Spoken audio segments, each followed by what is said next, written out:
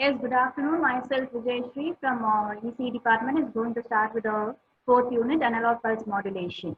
So the syllabus for your analog pulse modulation is your analog pulse modulation, sampling theorem, Nyquist rate, concepts of PAM, PWM, PPM with respect to your modulators and your demodulators.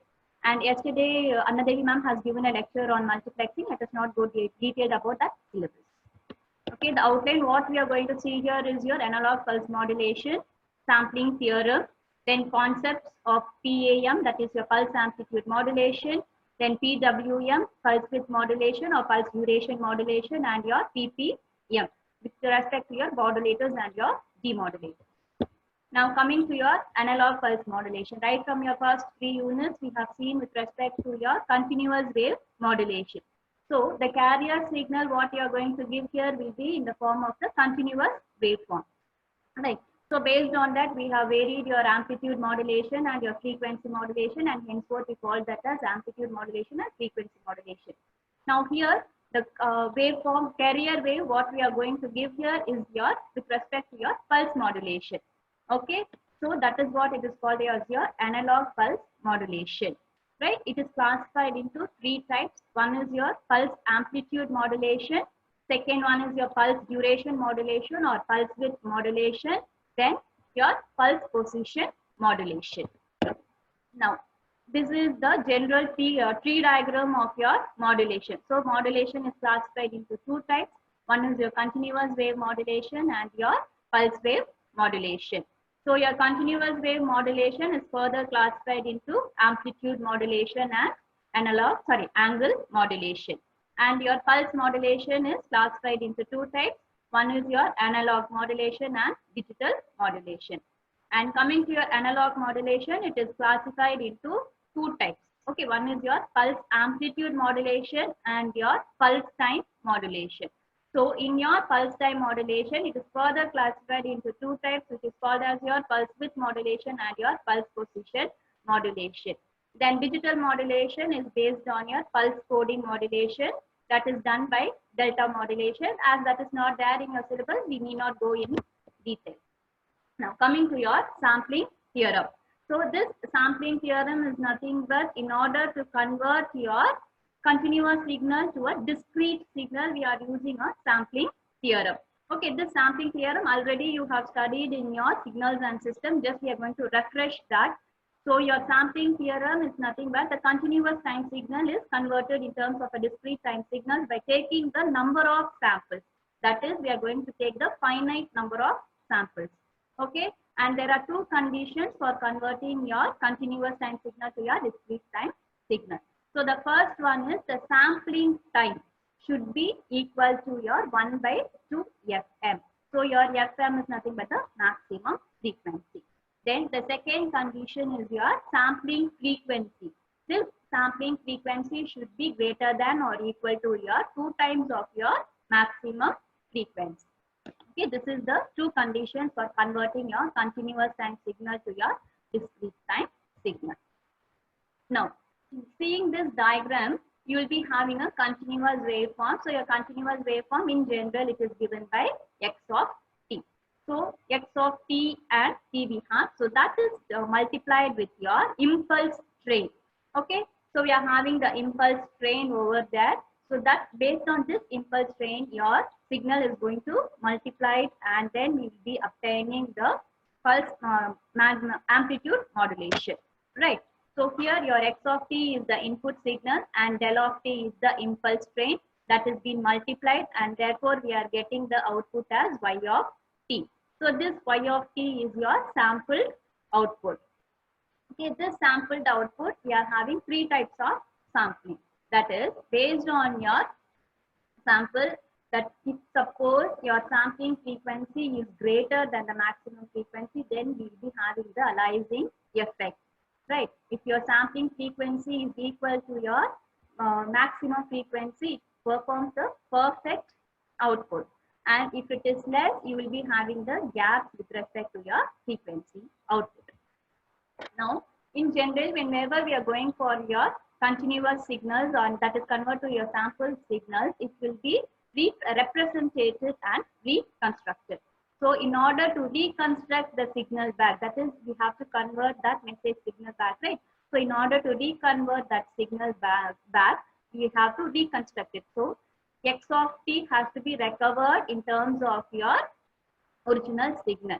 That is, when the original signal x of t is converted, it will be in terms of your Fourier transform. That is, we are converting it by means of your frequency, and therefore you will be having in terms of your omega function, right? This omega function has to be retrieved back to get your x of t. Okay, then you are having your Nyquist rate. Your Nyquist rate is nothing but your sampling frequency should be equal to your 2 times of your maximum frequency, and your Nyquist interval, that is the time interval between the signals, should be your Ts is equal to 1 by 2 Fm. Okay, this is what I have been told you, that is your oversampling, perfect sampling, and your undersampling. This undersampling causes the aliasing effect. You can see the overlapping of the signals. And coming to your impulse sampling, we are having again 2 types of sampling. One is your impulse sampling. So your impulse sampling is nothing but, already we have seen this, your input signal is given, that is multiplied with your impulse train in order to get your sample signal. Then next we go with the, for amplitude modulation, next we go with the natural sampling. So this natural sampling and flat top sampling is what we are dealing with, the communication system, right? Now coming to your natural sampling. So when we are going for this natural sampling, again the same process will be taking place. That is, we will be having a message signal, and then that will be multiplied with your carrier signal, which is in the form of pulse, and then we will be having the sampled output. Okay, here each and every signal, once it is passed, that is, the signal is given in terms of your x of t. Once the signal is passed, you can see that there is a switch representation. That signal, that switch will be closed. So during the process of conversion, that signal will be closed, and once the pulse stop, that is stop entering it, the signal gets open for the next pulse to enter. Therefore, for each and every time of the signal when it is being sent, your switch gets closed, and once the process is being done, that is, the signal gets converted to a discrete signal, the switch will be closed. After it is getting converted, that is at the end of the pulse, again the switch will be open in order to get the next sampling function to enter inside, or next pulse to enter inside. So that is what is given. Here we are, instead of a delta function, we are just using a normal x of t and a switch, right? We are using an electronic switch which shifts between the 2 contacts. Next comes your pulse amplitude modulation. So this pulse amplitude modulation is nothing but the amplitude of the signal is getting varied, whereas your time duration and your width is kept constant, only the amplitude will be getting varied. Now we have a message signal which is your x of t, that is multiplied with your sampling signal, that is the carrier signal here is represented in form of your sampling signal, sampled version. So in form of pulses it is being given, those 2 signals get multiplied, and the third signal, the third waveform, what you are seeing is nothing but your pulse amplitude signal. So the pulse amplitude technique is nothing but each and every pulses, whenever it is getting inputted, the amplitude gets varied. That amplitude is done by 2 methods. That is, one is your natural pulse amplitude modulation, and next one is your flat top amplitude modulation. So when we are going for your natural pulse amplitude modulation, the amplitude of each pulse is directly proportional to the modulating signal. And here, when the next pulse is coming entered, it will be, the amplitude will be half cycle of that, right? This is the natural pulse amplitude modulation. And then when you are going for your flat top pulse amplitude modulation, the amplitude pulse is directly proportional to the modulating signal, and after that, to the next pulse, when it is attaining, it will be remaining flat. That is called as your flat top pulse amplitude modulation. You can see the variation in the diagram, how it is being represented. Now, Coming to this pulse amplitude modulation, it is categorized into two types. One is your single polarity pulse amplitude modulation. So when you're going for the single polarity pulse amplitude modulation, the pulses are considered to be positive. Now considering the second case is your double polarity pulse amplitude modulation. So when we use this double polarity pulse amplitude modulation, both the positive cycle as well as the negative cycle is considered for amplification. Now, coming to your modulator circuit. When we are going for this modulator circuit, we have an analog signal. Your analog signal is nothing but a continuous signal. That analog signal is passed to your low pass filter. Why is that we are going for this low pass filter? Is in order to eliminate your high frequency components, we are using a low pass filter. And then we are having a pulse train generator. This pulse train generator is nothing but a carrier signal which is given in the form of pulses, right? So these two signals get multiplied and then it is sent to your pulse shaping network. So this pulse shaping network will shape your, that is, will limit your output, and it will be giving you a pulse amplitude modulated output. This is the general process what is happening in your pulse amplitude modulator. I repeat it once again. Your analog signal is present, that is being given to your low pass filter, and why we are giving it to the low pass filter is nothing but the high frequency components are getting eliminated, right? And then the pulse train generator generates the pulse amplitude signal. That is, it will be giving the impulse signal in the form of pulse train, and these two signals get multiplied, and that output will be given as the input to your pulse shaping network. So here in your pulse shaping network, it will be giving your output with respect to noise only, and therefore you will be having the shaped output in your pulse amplitude modulator. So this is what is happening as in your output. Based on the diagram here, the explanation is being given. The message signal x of t is passed through your low pass filter in order to make it band limited, which is nothing but to do with respect to the maximum frequency it will be given. That is why we are giving that with respect to your maximum frequency is in order to avoid the aliasing effect, right? And then the pulse generator, the pulse train generator, you will be having a sampled signal, and both the signals gets multiplied, and then it is passed to your pulse shaping network, which produces the flat top sample pulses. Now the transmitter section is over. Now we are having a reception of your pulse amplitude signal. So how this work is taking place is, you can see the diagram, you are having a pulse amplitude output. So that output is given as the input to your holding circuit. This holding circuit is nothing but whenever the sampling is being done, it is a known fact you have to use a sample and hold circuit. So here we are using a hold circuit, that is once the signal is passed, the switch gets closed. After that, the process will be done, and then once the process is completed, it will be passed to your low pass filter, and you will be having the original message signal retrieved back. So this is what is your, this is just a block diagram of your reception PAM signal, and here it is given with respect to the circuit. We are using a zero order holding circuit. The pulse amplitude modulator is being given as the input, and it is being sent to a switch. That is, for each and every pulse, the switch will be on and off simultaneously. So once the signal is passed through the switch, it will be on. Once it is entered, it will be off, so that it will allow the signal to get completed, and then you will be using a capacitor for charging and discharging.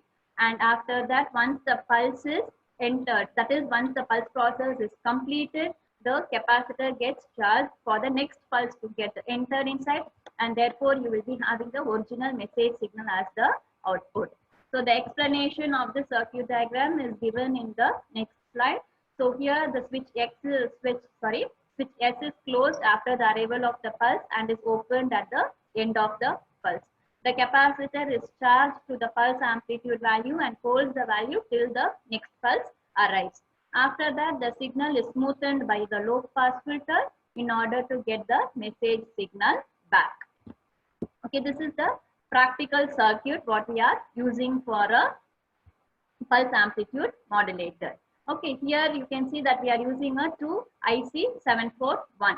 Okay, and then we are using a 2 rheostat, that is 2 potentiometer we are using for adjusting the frequency. One is used for adjusting the frequency and one is used for adjusting the amplitude. And therefore here the output what we are getting is your sine wave output.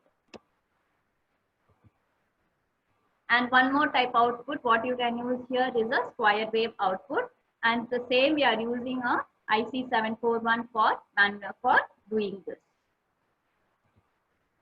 Next, the demodulation of your pulse amplitude modulation. So that is what already I have explained. We are using a low pass filter to smoothen the output. Okay, we are having a modulated signal, and this modulated output is in terms of your pulses, and then the demodulated output is inverted. We are using an inverter for inverting the signal. The advantages and disadvantages of your pulse amplitude modulation. The pulse amplitude modulation, the data transmission or data transformation is done efficiently, and it is the second advantage is that it is an easy way of data transfer, and the third one, it is of simplest form. Okay, what is the major disadvantage for your pulse amplitude modulation is that it requires a very large bandwidth. That is the major disadvantage. And when we are going for your pulse width modulation and pulse position modulation, this larger bandwidth will be rectified. The transmission of your pulse amplitude signal. So your time period tau is your pulse duration. That should be very, very less than your sampling time. And the sampling frequency should be greater than or equal to your maximum, to twice of your maximum frequency for better sampling. Okay, and your maximum frequency should be equal to 1/2 tau. The main point what we have to remember for transmission and transmitting the bandwidth for the pulse amplitude modulation signal is the bandwidth should be very, very greater than the maximum frequency, and that has become the disadvantage of your pulse amplitude signal. Now coming to your applications, seeing this application, it is used in your A to D converter for computer interfacing, and it is also used in your instrumentation system, and for baseband channels we are using your pulse amplitude modulation. That is for short distance communication we are using a pulse amplitude modulation. Now coming to your next topic is pulse time modulation. So this pulse time modulation is nothing but here with respect to the amplitude it is kept constant and the time alone is varied. So this time is based on the position and width of the pulses. Okay, it is further classified into two types. One is your pulse width modulation and next one is your pulse position modulation. So in your pulse amplitude modulation, we have seen that along with the noise only we are having the pulse amplitude modulated output. Here this noise is immune, that is it gives the output without the noise. Okay, this generation of your pulse time modulation is done by two methods. One is your direct method and second one is your indirect method. Now for this direct method, what we are going to use is without the pulse amplitude modulator, we are just going to give the pulse time modulator to generate.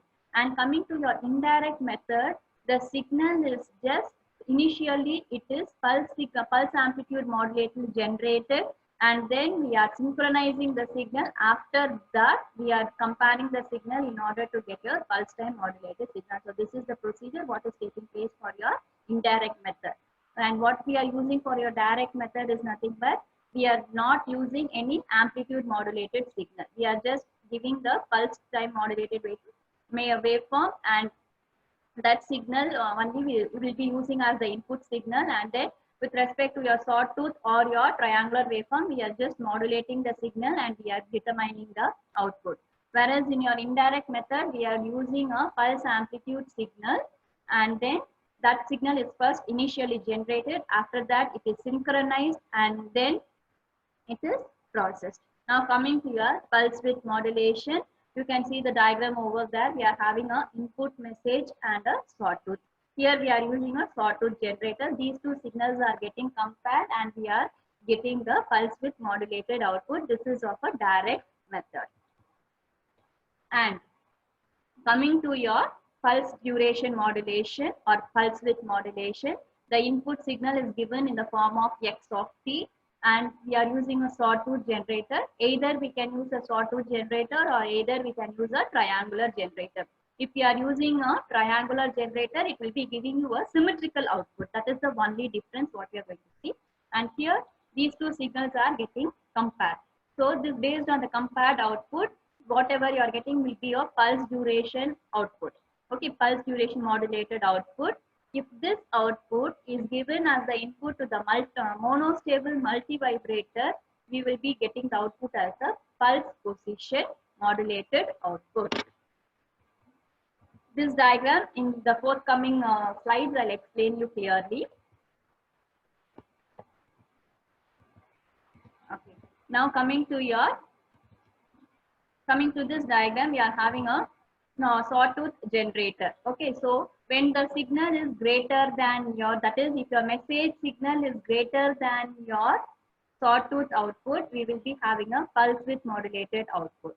If suppose your sawtooth generated output is greater and your input message signal is lower, we will be having a zero output at that instant. So here in this diagram, you can see initially we are having a sawtooth output and a message signal input. Okay, these two signals are getting compared. If the message signal input is greater than the sawtooth generated output, we will be having the output.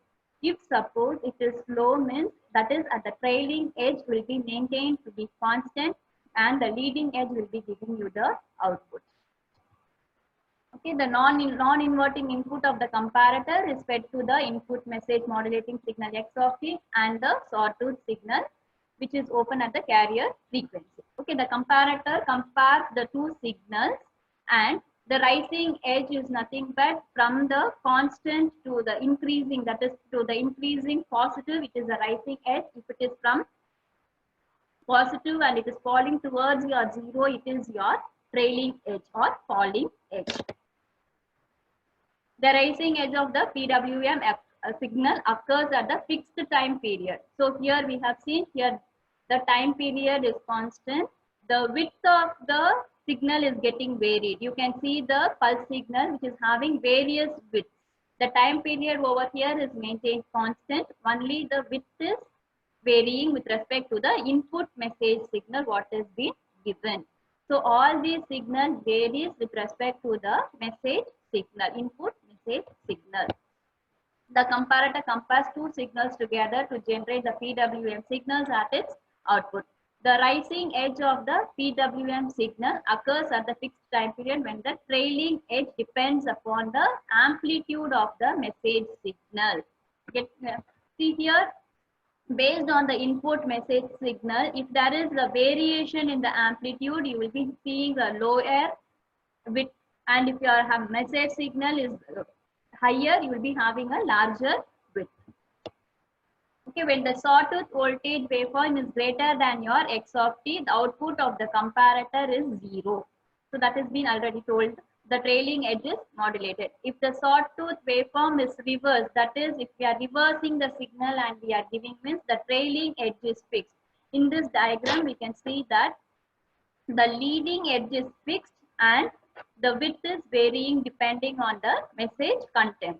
And coming to the reversing of this signal, if suppose the signal is reversed, with respect to the trailing edge, you will be having the variation, whereas the message signal gets varied with respect to the leading edge. When the sawtooth waveform generator is greater than the x of t, the output of the comparator is 0. So therefore the trailing edge is modulated. If sawtooth waveform is reversed, the trailing edge is fixed while leading edge is modulated. If that is already I have told you, if you are replacing your sawtooth waveform by means of a triangular waveform, you will be getting a symmetrical output. Now coming to the pulse width modulation output. So this pulse width modulation output is based on three types. One is the first condition, that is in the diagram you can see the A portion, that is the leading edge of the pulses are being constant, and the trailing edge, that is the falling edge of the impulse, that is the falling edge of the signal is getting varied. Second condition, that is the B diagram you can see over there. In that, the trailing edge, that is the falling edge is being constant and the leading edge is varying. And the third diagram, that is diagram C, you can see that the center portion of the width is getting varied. We are not concentrating on the leading edge or on the falling edge. Only the center width of the signal is getting varied.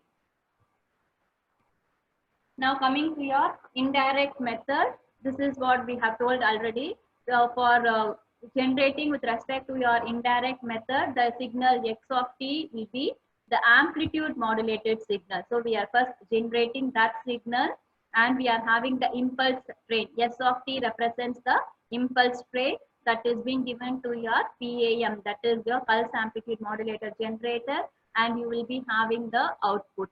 And the signal, that is your impulse signal, is given to your ramp generator for increasing the ramp, and that will be given to the input of your summer. So the pulse generated output and your ramp generated output will be given to the summer, and that will be added up and will be given as the input to the Smith trigger for getting the pulse width modulated output.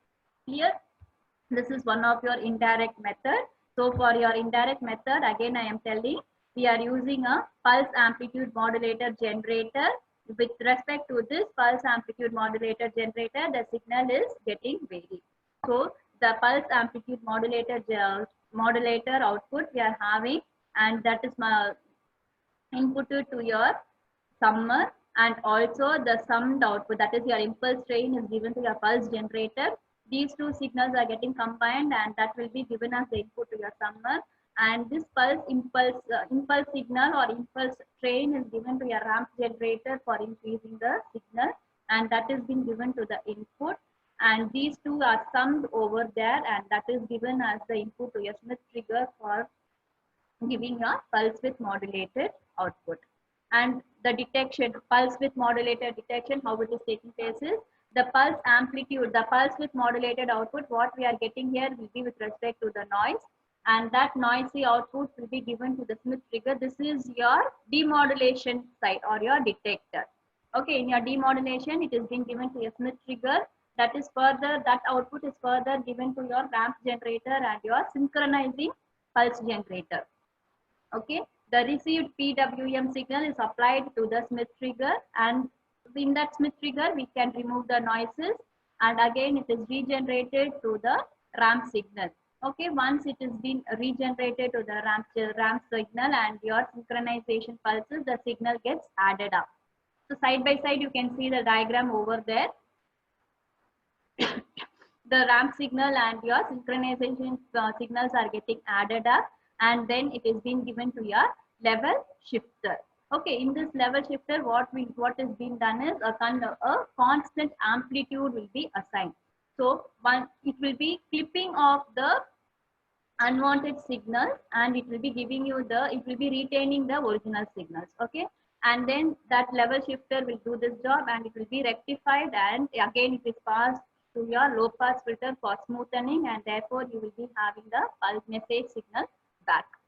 Okay, the received PWM signal is applied to the Smith trigger in order to remove the noises, and regenerated pulse width modulated is applied to the ramp generator and synchronization pulses. The height of the ramp is proportional to the width of the pulses. Okay, the pulse generator produces a reference pulse with constant amplitude and width, but delayed with respect to the specific amount. The delayed reference pulses are added to the output of the ramp generator.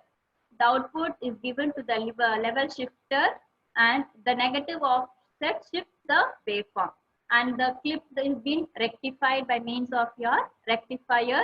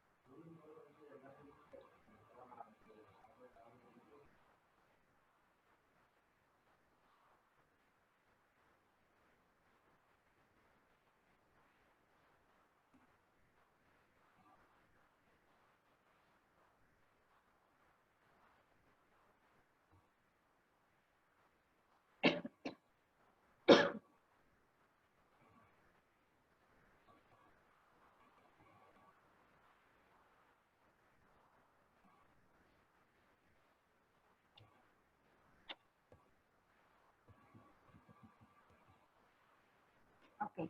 And the output of the output given to the level shifter will be removing the negative off shifts, and it will be passed to your low pass filter in order to retrieve your message signal back. So here we are having a pulse width modulated signal, and this second output what we have got is your synchronized pulse, and third waveform is your ramp signal, and the fourth is your added output, that is your synchronized pulse and your ramp signal are getting added up, and therefore you will be having a adder output. The next stage is your clipping, that is your level shifting. We have given a constant amplitude, so that dotted lines represents the constant amplitude.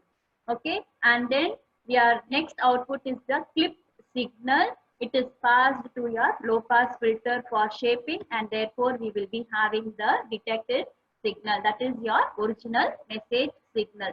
Now I guess you will be able to understand the diagram with respect to the waveform. Now coming to the demodulation technique, this is what already we have seen. This process is what explained here. Individually we are giving the diagram. So we are having a pulse width modulated signal waveform, then we are having a ramp generated output, then the constant amplitude over there. That clipped output is your PAM signal waveform, and then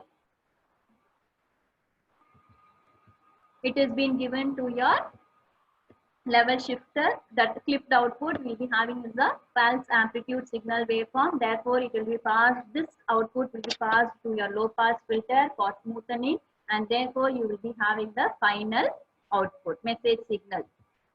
The next one is your pulse position modulation. Coming to your pulse position modulation, the amplitude and the width of the signals are kept constant. The position of the pulses, that is the position of each and every pulses are getting varied with reference to the position of the reference pulse. Okay. So here we are using the transmitter has sent to the synchronizing pulses to keep the transmitter and receiver for synchronism, and then for the position of the pulses to get changed, we will be having the synchronized pulse in order to maintain the position of the pulses. That is what already we have seen the initial diagram for converting your signal. That is, if you are using a monostable multi-vibrator, we will be getting the pulse position modulated output. Okay, the pulse position modulation is done in accordance with the pulse width modulating signal that is used as the trigger input to the monostable multi-vibrator in order to get your pulse width modulated signal. Okay, if the output remains 0 until it is triggered on the trailing edge of the pulse width modulator. The output of the monostable multi-vibrator switches to the positive saturation value and remains high for fixed period and then goes low. Okay, so this is how the position takes place. You can see the position of the output is getting changed. That is, the initial PWM signal falling edge will be the leading edge for your PPM signal. The pulse duration modulation, that is your pulse width modulation, is differentiated and then it is being rectified and finally shaped in order to get your original signal back. Okay, so this is how the process is being done. The pulse duration output is being given. The second output what you are seeing is the inverted and differentiated output. Okay, and this positive peaks alone is being considered. That signals are getting rectified and then it is being synchronized in order to get your generation of your pulse position modulation. So the explanation is given in the side. The pulse position modulation is superior to the pulse duration modulation for message transmission, since the wide pulses of your duration modulation requires more energy. Okay, the pulse position modulation is generally suited for more communication with the presence of noise. It will be communicated properly. The very high peak narrow pulses can be transmitted and the pulse position can be determined even when the noise is high. And suppose if you are using a light signal for transmitting medium, and we are using a generally if you are using a light for transmission medium, you will be getting a general proper output for your pulse position modulation or pulse code modulation, which is a digital modulation. The advantages and disadvantages is, the advantages of a pulse position modulation, it requires constant transmitted power, whereas there is a variation of power in your pulse amplitude modulation. The disadvantages is that it depends on the transmitter receiver synchronism. That synchronizing will be taking more place over there in your pulse position modulation. The transmission bandwidth for your pulse position modulation is, the bandwidth is greater than or equal to 1 by 2 times of your TR, where TR is nothing but the rise time. And coming to your overview of your pulse amplitude modulation, pulse width modulation and pulse position modulation. The amplitude of the pulse is proportional to the amplitude of the modulating signal. The bandwidth of the transmitting channel depends on the width of the pulse, and the instantaneous power of the transmitter varies, and noise interference is high. It is generally a complex system, and it is similar to your amplitude modulation. Then coming to your pulse width modulation, the width of the pulse is proportional to the amplitude of the modulating signal, and the bandwidth of the transmitting channel depends on the rise time of the pulses. The instantaneous power of the transmitter varies. Noise interference is minimum comparing to your pulse amplitude modulation, and it is simple and easy implementation. Coming to your pulse position modulation, the relative position of the pulse is proportional to the amplitude of the modulating signal. The bandwidth of the transmitting channel depends on the rise time of the pulse. The instantaneous power remains constant, whereas in your pulse width modulation, the instantaneous power of the transmitter varies. Noise interference is minimum in your pulse width modulation and your pulse position modulation. It is easy to implement, and it is similar to your pulse modulation. And generation of your pulse position modulation from your pulse width modulation. That is, from your pulse width modulation, how we can generate the pulse position modulated signal. So pulse width modulation is given as the input, and that is being inverted. First step is inversion, and then the second step is differentiation. So that inverted output is differentiated, and then it is given to your positive edge triggered pulse generator. Then we'll be getting a pulse position modulated output. That is, the input of the pulse position modulator generator is the PWM signal. The inverter reverses the polarity of the pulses. As it passes through the differentiator, we have the positive spikes where original PWM pulse is going from high to low, and negative spikes where the original PWM signal is going from low to high. And this is how the signal is taking place. Now we can see in the falling edge, that is in the pulse width modulation, the falling edge will be the rising edge in the inverted and differentiated output, and the pulse position modulated output is obtained in the third graph. Okay, the falling edge is being obtained as the inverted as the positive edge, that is to the leading edge, and then it is differentiated, and therefore for each and every duration we are getting the output. The spikes are fed to the positive edge triggered fixed width pulse generator. The generator generates the fixed pulses with the positive spike appears. Wherever the positive spike appears, you will be having the generated output. And how you can convert your pulse position modulation to your pulse width modulation? By means of taking a SR flip-flop or a RS flip-flop. By means of your RS flip-flop, we can convert your pulse position modulation to your pulse width modulation by giving the edge triggered output in the positive side. So the SR flip-flop is set to the positive edge triggered with the clock.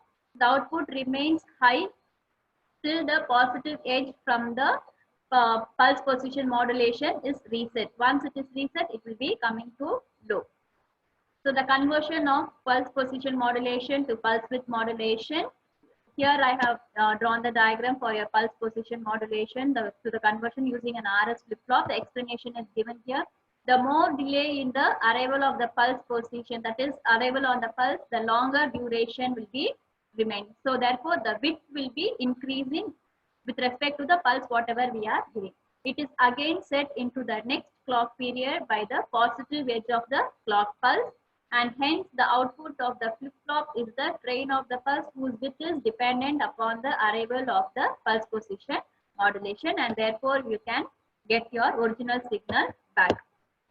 The comparison between your pulse position, the bit modulation and your pulse position modulation. The pulse position modulation is more efficient because of the excessive pulse duration and the power, transmission power. And second one, the pulse position modulation is immune to additive noises. Even though if noise is present, it will be able to deliver the message signal back. Okay. And the applications already we have seen. Coming to the comparison, it is a general table for comparing your PAM, PWM and your PPM. The varying parameters is your amplitude, width and position. Immunity is low in your pulse amplitude modulation. It is high in your pulse width and pulse position modulation. Need of your synchronization pulse does not exist in your pulse amplitude and your pulse width, whereas it exists in your pulse position modulation. And the transmission power is varied in your pulse amplitude and your pulse width modulation, whereas it remains constant in your pulse position modulation. This is a small question for converting, that is in order to know the bandwidth. For a PAM transmission of the voice signal with maximum frequency 3 kHz, calculate the transmission bandwidth. So given that the sampling frequency is 8 kHz and the pulse duration, that is your tau value is 0.1 ts. Now we know that your ts is nothing but 1 by f. T is equal to 1 by f. We are using the same formula over here. Your sampling time is equal to 1 by sampling frequency. So the sampling frequency is given as 8 kHz. Okay, so on substituting this, you will be getting the sampling time to be 125 microsecond. And from this, your tau value is obtained, that is 12.5 microsecond. Why? Because here your pulse duration tau is equal to 0.1 ts. So sampling time we have calculated, that is multiplied with 0.1. Therefore, you will be having your tau. Okay, the bandwidth for pulse amplitude modulation, the bandwidth is greater than or equal to 1 by 2 tau, where the tau value is determined to be 12.5 microsecond. Substituting that, you will be having the bandwidth to be 40 kHz. Now, the second question for this is, for the above signal, the rise time is 1% of your pulse width modulation. That is 1% of your pulse width is your rise time.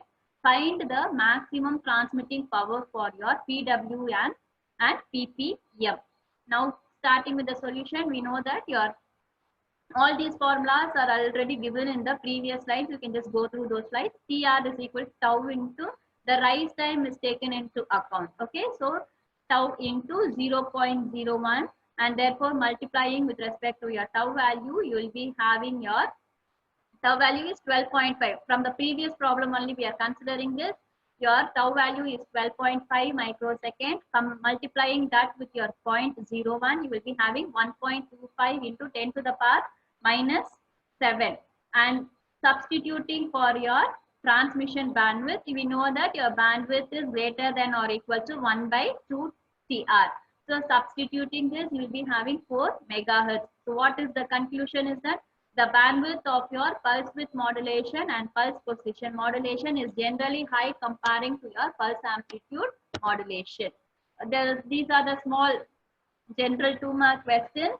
What is the need for sampling? Define the Nyquist sampling theorem. Mention how your PPM is derived from your PWM.